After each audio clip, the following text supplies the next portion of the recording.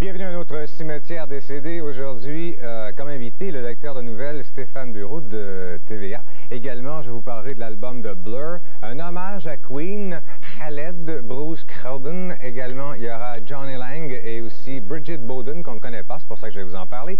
Et parlant de groupes qu'on ne connaît pas, première critique principale, c'est le nouveau disque de Sneaker Pimps. Méchant nom. Alors, c'est leur premier album qui s'appelle Becoming X.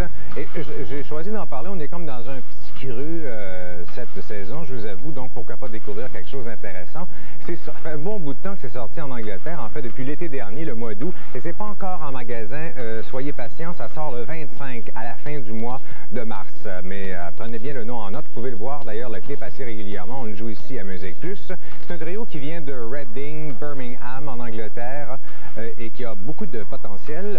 C'est un trio, donc deux gars qui ont déjà joué dans quelques groupes. À un moment donné, ils ont une fille sur scène qui est Kelly Dayton, et puis ils lui ont offert de former un groupe. Ça a donné Sneaker Pimps. Elle a d'ailleurs une très bonne voix, Kelly.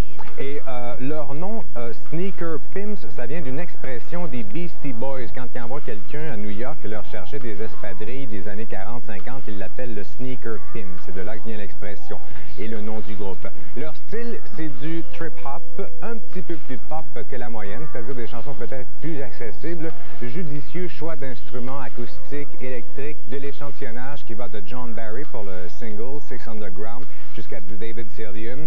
Quelques chansons qui sont un petit peu plus expérimentales. Il y a aussi des arrangements qui font jazz à l'occasion dans Postmodern Sleaze, une des excellentes chansons. Water Baby également. Et si vous aimez, si vous avez aimé le premier album de Tricky, le disque de Portishead également, je pense que c'est peut-être pas aussi génial, mais c'est vraiment très satisfaisant comme disque. Et leurs influences se promènent de Shirley Bassey, une chanteuse jazz, Kraftwerk, groupe allemand bien sûr qui existe depuis quasiment 30 ans, et du Massive Attack. Comme cote, 8 sur 10. Il n'y a pas une tonne plate. Je vous avoue que c'est une très belle découverte. Je vous le conseille. Donc, ça sort